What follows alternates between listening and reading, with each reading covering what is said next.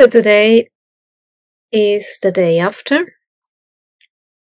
I took 2.47 grams of Amanita Muscaria with the hot milk and butter pieces. And I noticed a pattern. So every full moon, I just feel it 2 days before. Every single time. And the equinoxes, the same. For me, it always happens 2 days before the actual equinoxes or full moons. So be that as it may, it's just the way it is. And August 1st actually is also Swiss National Day.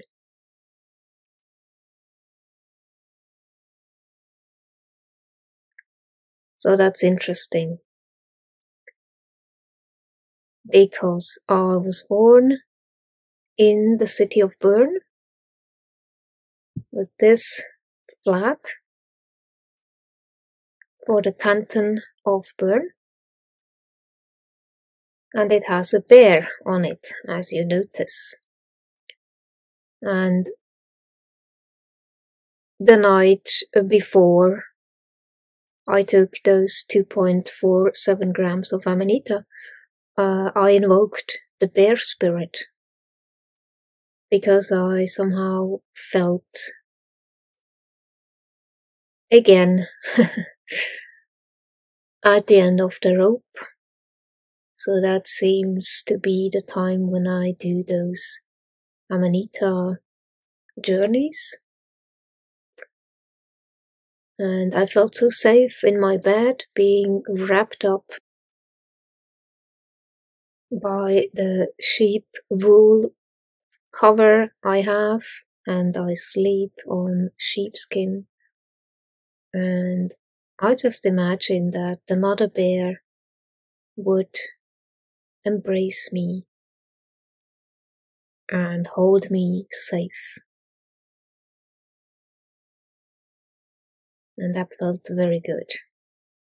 But maybe it was just the proper timing, because the neighbors' landlords were off for vacation, so I had my peace. It was just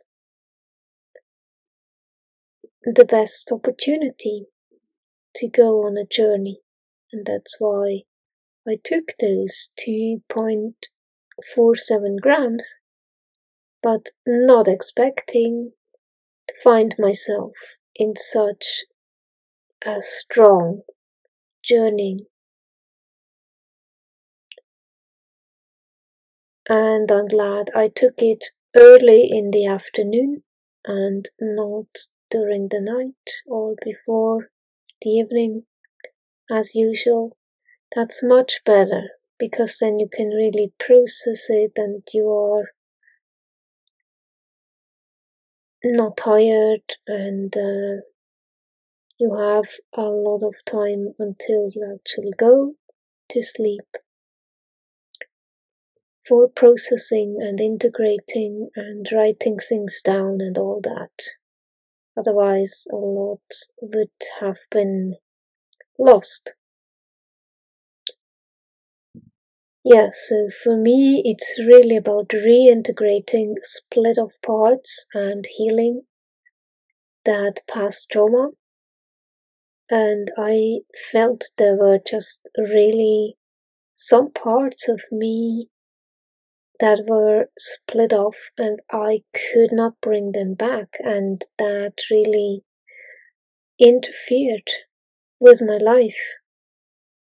And I could not live a full life until I had healed and integrated these split up parts. So this is internal family system language by founder Richard Schwartz, and I really like this model. For me, it makes a lot of sense that everybody who has experienced trauma has split off parts, and if you want a life where you can actually access that core self, you need to heal your trauma first. And I knew I had no other way. Amanita Muscaria was the only way that was accessible to me.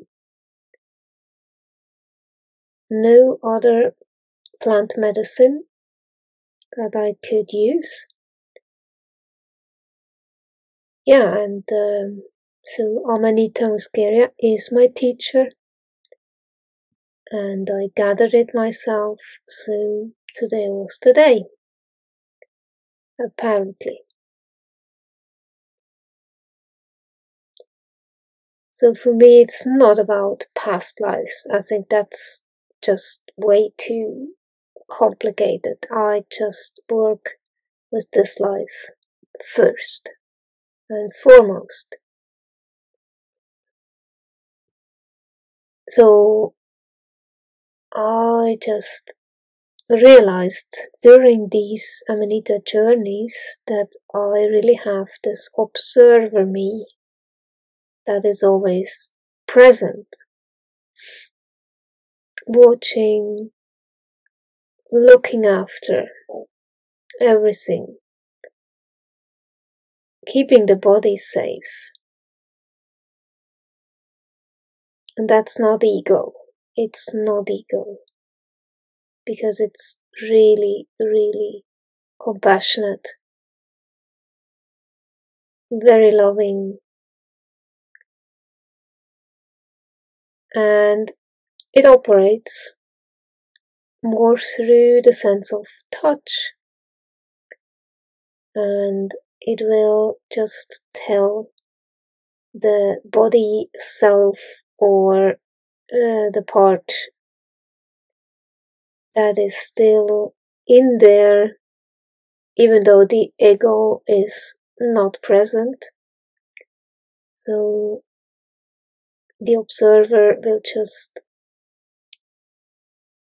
basically be the operator and tell you exactly what to do step by step. It's really fascinating to be the doer, but also be the observer, protector, operator.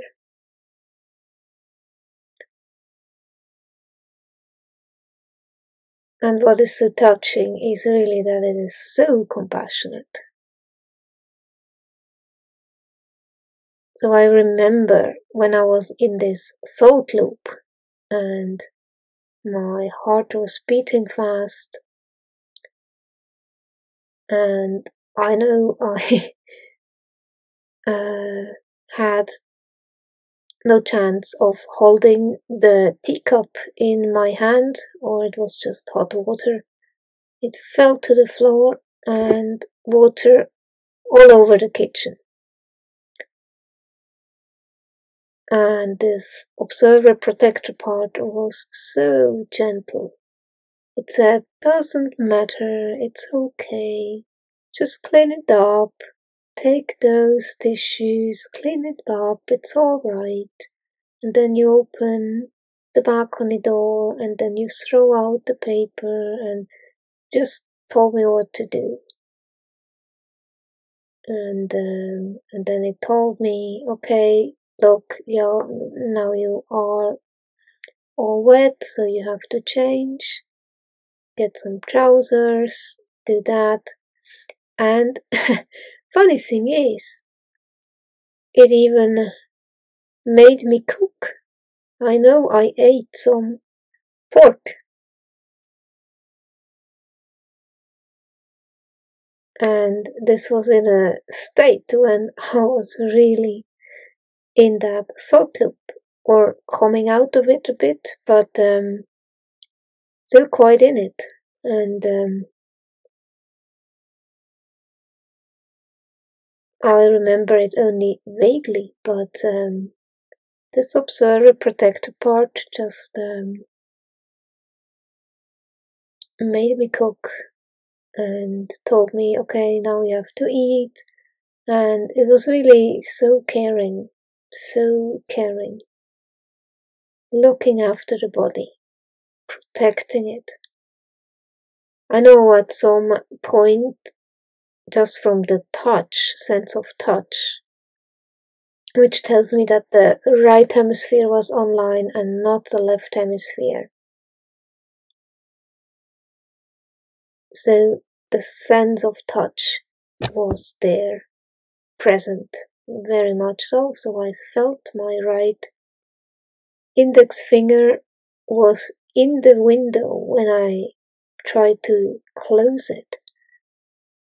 And before anything could happen, the protector observer part just said, look, your finger is in between the window, so pull it out and then close the window.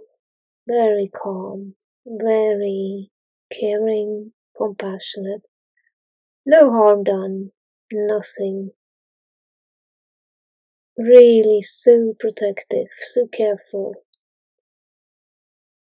So I was absolutely safe in the hands of the observer, of the protector. And I know on the journey to the toilet, and it was like having those thought loops, but having those time jumps. You find yourself on the stair, then you find yourself in front of the door to the toilet, then you sit on the toilet, like so time lapses. You don't remember the whole journey, just it's chopped. And somehow I kept being conscious just during a few seconds where I was told, okay, now walk a few steps to the next conscious moment and then open the door, close the door, and then, so and so. And I remember that I was sitting on the floor at some point, but really carefully directed there, not falling, but really just very gently, okay, now sit down, it's all right, and just have some moments until you come back a bit better, a bit more conscious. So probably that was the time when I just really went off. And then after that, I was told I went very, very, very deep. I wrote it down afterwards. So this thought loop is still going on, and it's still this like a DNA going on, English, Czech, and Swiss German mixed, like a DNA loop, entangled strand is woven together.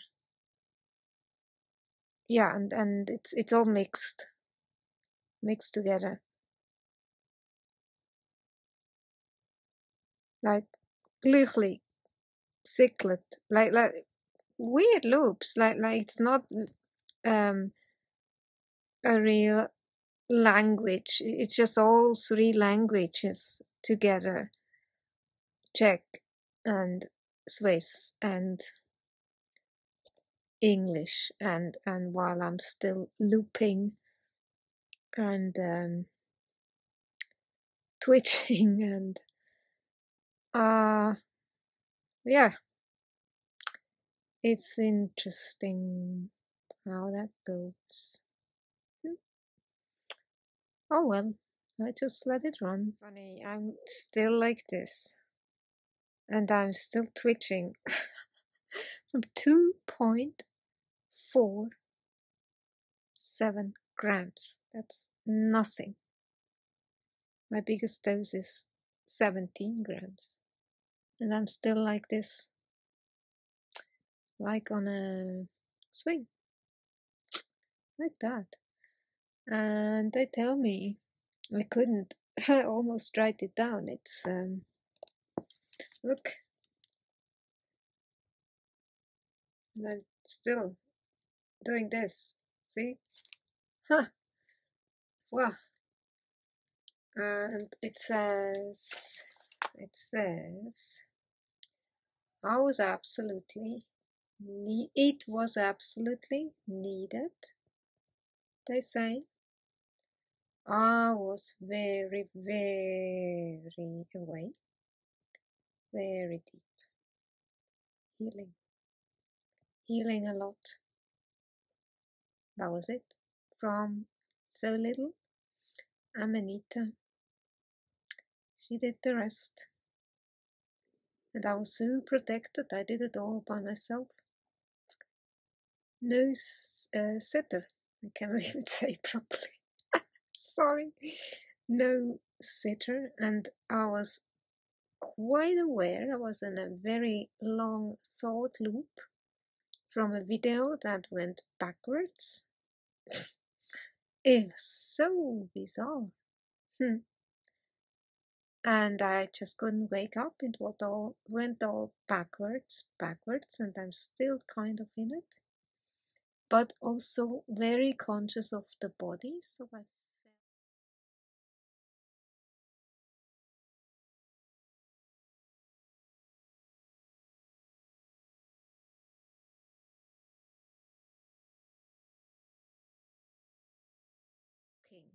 here while writing that down.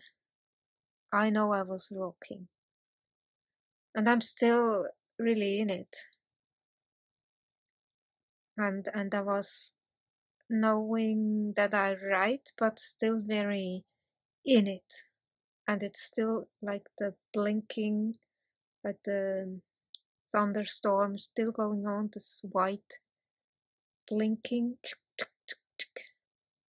And I listened for a very long time to these Indians playing the cricket outside. I listened to that for a long time and was in the thought loop, and I'm still in the thought loop while I'm talking. I'm still going on, but also conscious. So that's interesting. From 2.47 grams, not more. And I ate my Swiss mushrooms from last summer. That was, and my heart is still going quite fast. Yeah, and my heart is still beating fast, but I'm still very aware also. So the observer is here, saying all this, recording, but still the blinking is going on, and I'm still kind of in the loop. So interesting, this experience. Yeah, so anyway, I just wanted to share with you. Okay? When you are in a thought loop, then writing is really not your skill at all. And one of the funny things, I came out a bit and then I tried to access the computer, which had shut off by itself, and then I had to type in the password. But I remember I tried first to remember the password, and it was just some version of it, and then of course when I typed it in, it wasn't the right password, right? And I remember how I tried and tried and just didn't work, and how difficult it was to actually remember the password, because the Amanitas were still going very strong. Yeah, so just one funny memory.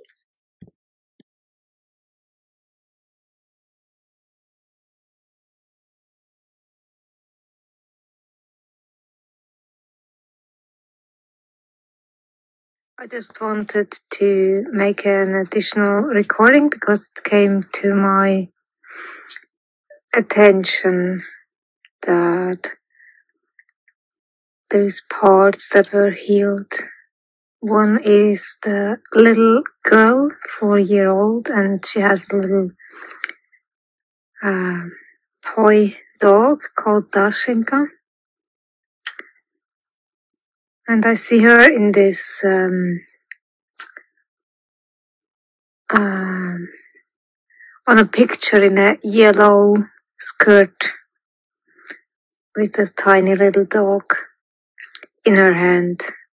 So that's her. That's that part. She really likes animals. She so wanted to have a pet, like a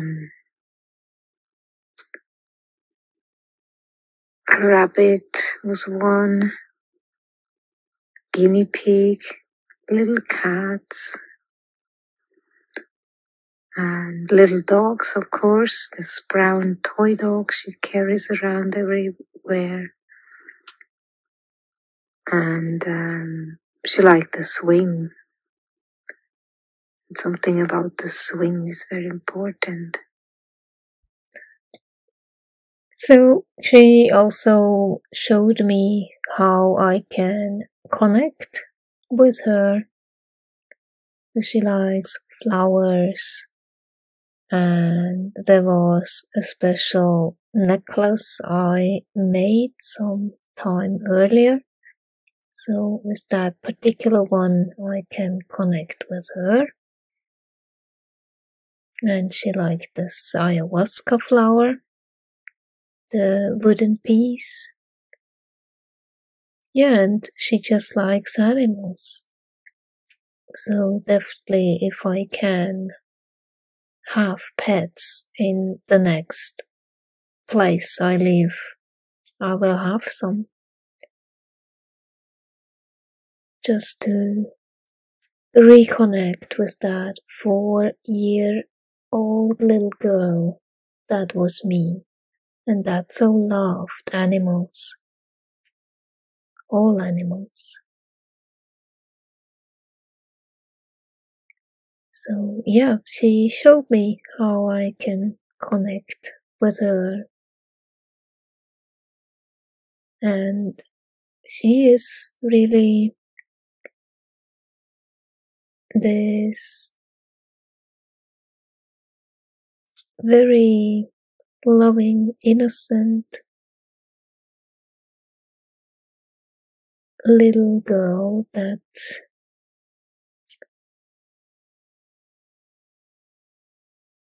really loves everything in nature. So that's how I make her happy when I go into nature or connect with any animals. This 4-year young girl, which I was back then, She had no language. And while I was in this state as the observer, so ego was offline. It was really just an observer, protector, self-present, communicating with these parts. And this little girl, she showed me images, and then she showed me the words she had made up, and they were half in Czech and half in Swiss. And the observer, me, was communicating in English. It was so interesting. But the girl, she didn't know English. She was thinking in pictures. So the language were just seemingly Czech or Swiss. But there were no language at all. It was all made up. So I took this 2.47 grams at 3 p.m. this Saturday afternoon, and 30 minutes later I was in a thought loop.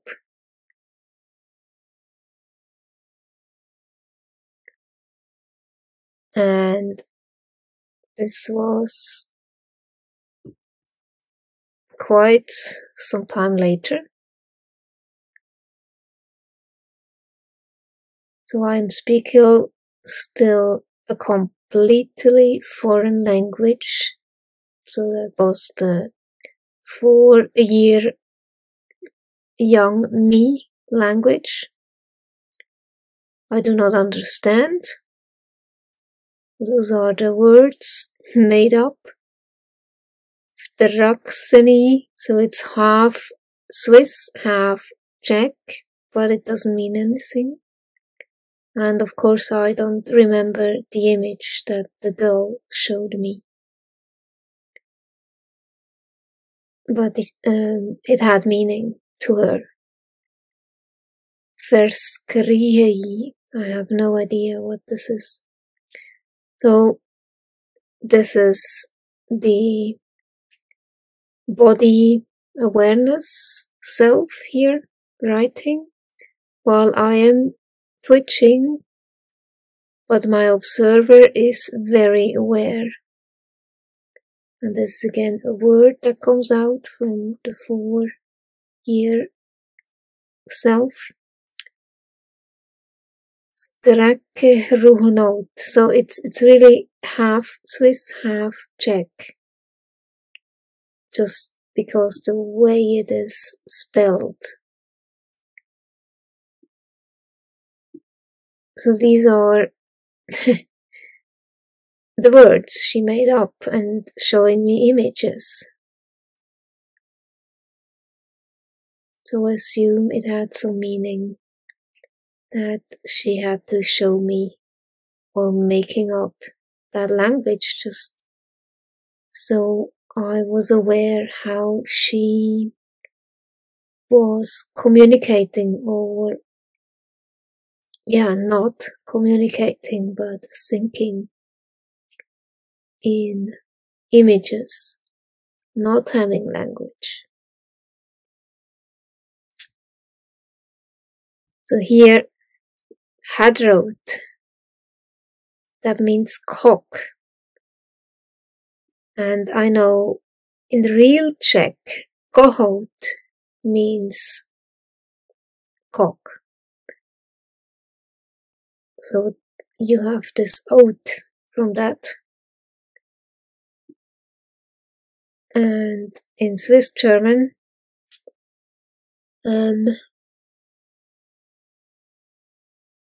yeah, it's also made up word.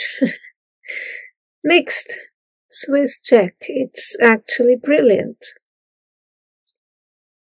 because this is the Swiss, the mother part and the father part put together, forming one meaning, one image.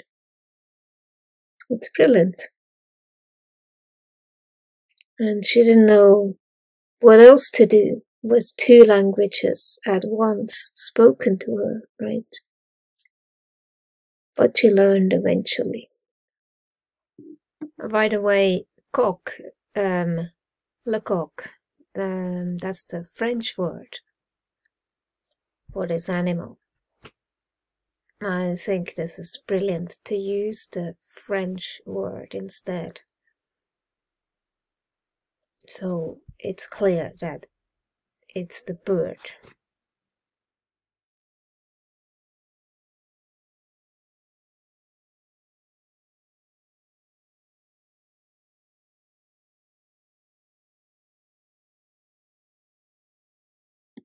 The other part is a boy, and he is from 3rd class. And he has the short hair, and everybody takes him as a boy actually, but it's part of me. And in 3rd class I was really traumatized by my teacher with the math, and that was a big trauma for this boy. And this boy actually liked to be boyish, play with cars. I know the blue car that he called Regazzoni. And he liked model trains, and also tools, working with wood, climbing trees, Native Americans, all of that, like boyish things, pants, of course, cowboys, hats, all of that. So it seems that these two parts were really healed tonight, just by 2.74 or 47, I don't remember. And that's actually mini dose, but I was quite in a thought loop, and now I'm back to my day-to-day self. But yeah, those pictures just came up, and also the grandfather. So this part of me, 3rd grade, boyish, tomboyish girl that I was, you see, I really looked very much more like a boy. And this is my grandfather, and I really wish I would have seen him more than just this time. But because it was the era of communism, they just had one visa, and that was it. And then they had to go back to Czech Republic. They should have stayed actually, but of course they went back. And that was the last time that I saw my grandfather, and you see it in the face. It's totally shut down. And there was unfortunately not enough time to establish a good connection. And I wish I had learned more from my grandfather.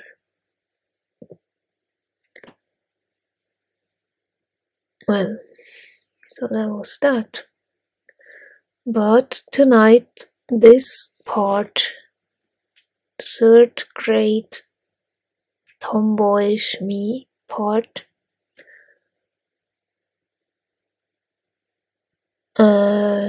was returned to me, reintegrated, came back,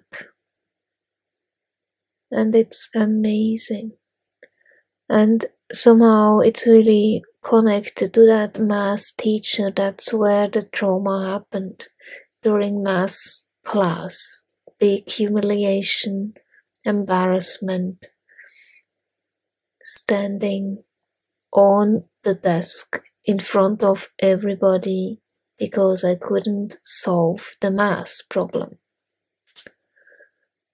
And yeah, so I got a bad grade.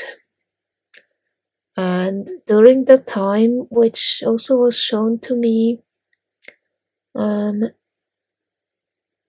we learned about those people that lived on the lake, having those wooden houses built on top of the lake. And we were having some history about it. And I also remember that during that time we were read this book of the boys that were cleaning the chimneys. So that was also shown to me, a blackish boy, like the black sheep, so to speak. A very dark part, apparently.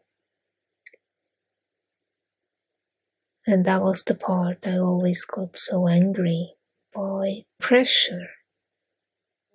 The story of Karabat that was read by our third grade teacher to us in history during the time when they built those wooden houses on the lakes. So the boy, of course, liked that, but was very traumatized by this one incident. It was a difficult school year due to that one teacher. I was also afraid during gymnastic class to hang upside down because an accident had happened during that time with my dad.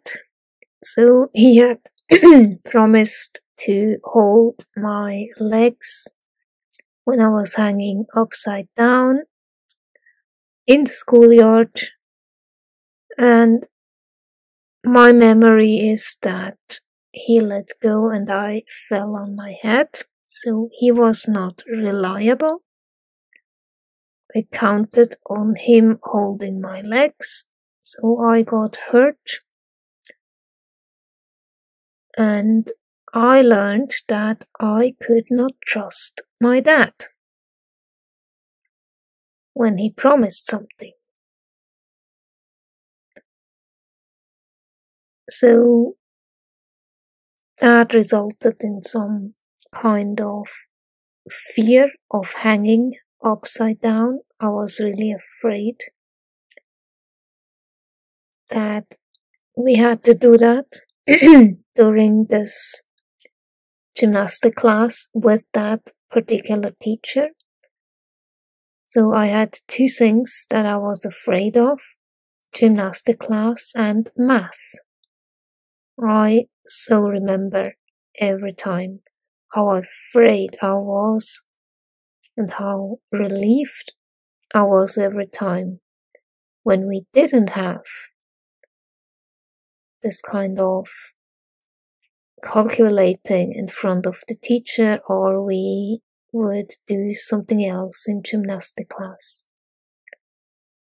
So there was a tremendous amount of fear present from that teacher and from these particular lessons during 3rd grade, age 9.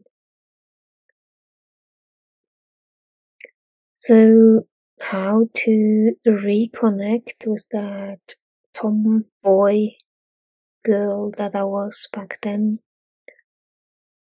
I guess, yeah, it's again going into nature and wooden houses. So if I would move into some wooden house, or at least some apartment that has a lot of wood, because I know I really love it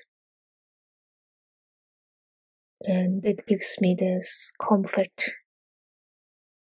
And I remember how fascinated I was back then as a 9-year-old girl that they were able to build such houses on a lake. Yeah, so I'm really, really happy that this 9-year-old tomboy girl was reintegrated consciously and came back to me. So the work with Amanita Muscaria, for me, it's really about the reintegration of split off parts and healing the past trauma. I am using the internal family system model by Richard Schwartz. I think it's a good model. When you overlap this with the polyvagal theory and the nervous system biology, all that combined, I think it gives a really good model to work with.